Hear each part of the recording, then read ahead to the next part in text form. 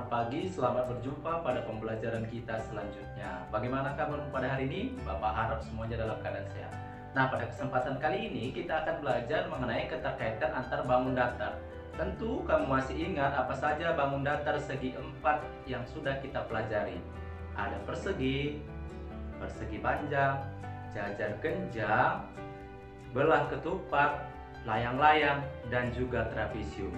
Nah, sekarang kita akan melihat keterkaitan antara bangun satu dengan bangun yang lainnya.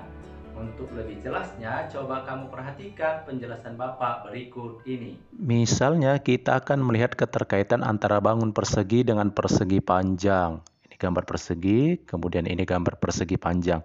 Kemudian periksalah sifat ataupun definisi dari bangun datar tersebut. Misalnya di sini yang Bapak periksa adalah sifat persegi panjang.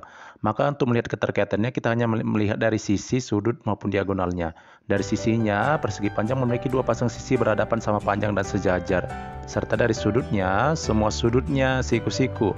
Sementara dari diagonal, persegi panjang itu memiliki dua diagonal yang sama panjang dan berpotongan di titik pusat persegi panjang dan membagi diagonalnya menjadi dua sama panjang. Karena semua sifat persegi panjang dimiliki oleh sifat persegi, maka dapat dikatakan bahwa persegi itu juga merupakan persegi panjang, atau dituliskan hubungannya seperti pada gambar dikasih panah. Seperti itu bentuk keterkaitannya. Nah, dari ilustrasi itu tentu kita dapat mengatakan bahwasanya persegi juga bisa dikatakan persegi panjang. Mengapa? Karena semua sifat persegi panjang ada pada sifat persegi. Nah, bagaimana keterkaitan misalnya antara persegi dengan belah ketupat? Maka kita selidiki sifat belah ketupat. Apakah semua sifat belah ketupat itu ada pada persegi? Jika demikian, maka dapat dikatakan persegi juga belah ketupat. Mari kita lihat keterkaitan belah ketupat dengan persegi. Perhatikan gambar persegi di sebelah kiri, kemudian belah ketupat di sebelah kanan. Nah, kita akan periksa sifat belah ketupat, bisa saja sebaliknya ya, tapi dalam hal ini Bapak periksa sifat belah ketupat. Jika dilihat dari sisinya, belah ketupat itu semua sisinya sama panjang. Kemudian dilihat dari sudut berhadapan sama besar.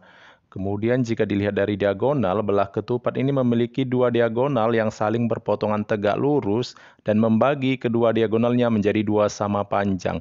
Karena semua sifat belah ketupat ada pada persegi, maka dapat dikatakan bahwa persegi juga adalah belah ketupat, sehingga digambarkan hubungannya seperti pada gambar yang kamu lihat.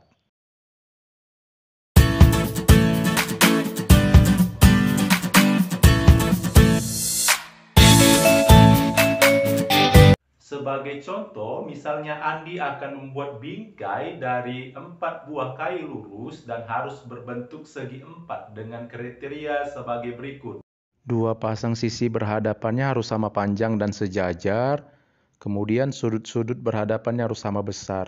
Jika diperhatikan dengan baik, bingkai yang dibentuk Andi bisa saja berbentuk persegi panjang, persegi, jajar genjang, ataupun belah ketupat. Demikianlah pelajaran kita pada hari ini mengenai keterkaitan antar bangun datar. Sampai bertemu pada pertemuan berikutnya. Tetap jaga kondisi kesehatan dan pastinya salam sehat.